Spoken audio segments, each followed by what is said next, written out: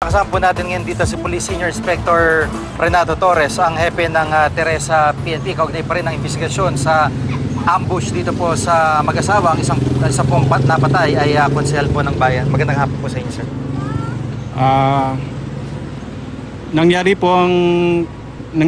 Nangyari po kaninang umaga bago po mag-alas 7. Nagkataon po na gagraduate po ang kanilang anak, kaya sila ay patungong Maynila.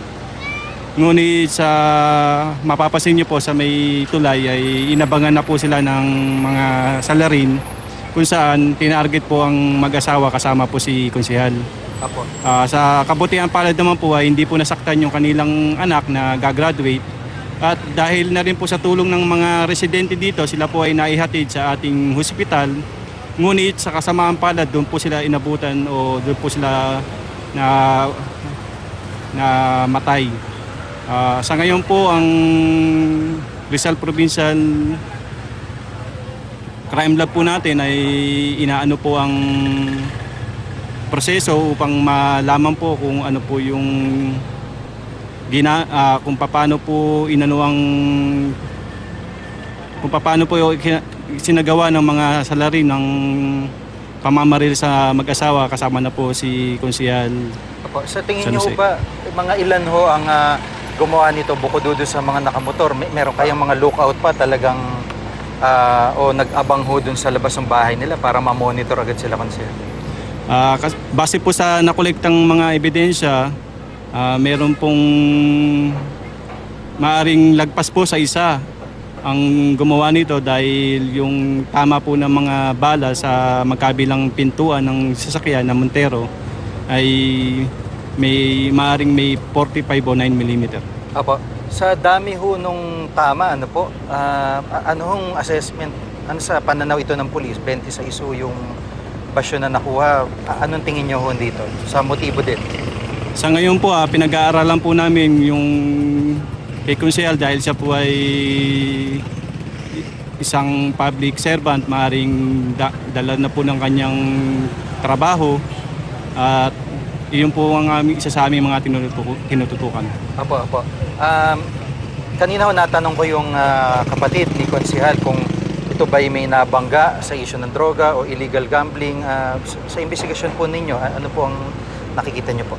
Ayon po sa mga taga dito ay wala naman pong nabanggit na si konsehal ay na-i-involve sa mga ganyang masamang gawain. Opo. Sa mga motibo ay karaniwan, hindi lang ho isang tinitingnan ng pulis sa investigasyon. No? Sa panig po ninyo ngayon, ay ano-ano ho bang angulo ang tinitingnan ninyo? Sa ngayon po, nakapokus po muna kami sa proseso po ng pag-iimbestiga at inaano po namin yung police operation para maiwasan ng nangyari po kaninang umaga. Sa ngayon, yun lang po muna yung intervention na ginagawa po ng kapulisan. Apo. Kasi ang tingin nga, mapofocus agad yung atensyon kay konsehal dahil siya ay high profile o konsehal po ng bayan. Pero sa panig po ng misis, meron ho ba kayong nakikita na pwedeng yung misis talaga yung prime target po dito?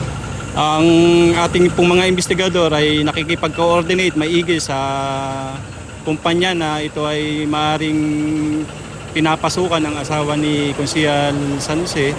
At kung ano man po yung makukuha naming mga detalye, ito po ipapaalam namin kaagad sa publiko. Apo. Maliban ho sa pagiging public servant, ano ho ba meron ho ba sila negosyo o ano po ba ang trabaho ng may bahay po ni konsehal? Sa ngayon po ay ang alam lang po namin na ang kanyang misis ay nagtatrabaho po sa isang korporasyon dito po sa Teresa Rizal din po. Apo. At may witness po kayo na nakikipagtulungan po ba sa pulis? Nagbibigay ho ng maraming impormasyon sa inyo? Sa ngayon po may mga tao pong willing magtumulong upang magbigay ng pahayag upang ma-describe o ma-request po natin sa cartographic sketch yung isa sa mga salarin. Apo. Bilang panghuli po, anong panawagan nyo sa maaaring makatulong pa sa investigasyon po na ginagawa ninyo, lalo doon sa mga area sa maaaring dinaanan po ng mga suspect?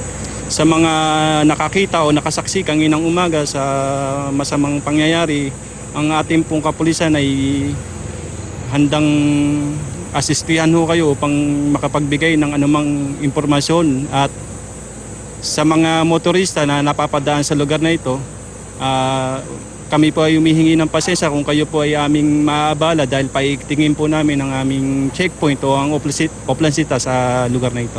Apo, maraming salamat po sa pagkakataon, sir. Yes, sir. Si Police Senior Inspector Renato Torres, ang hepe po ng Teresa Rizal PNP.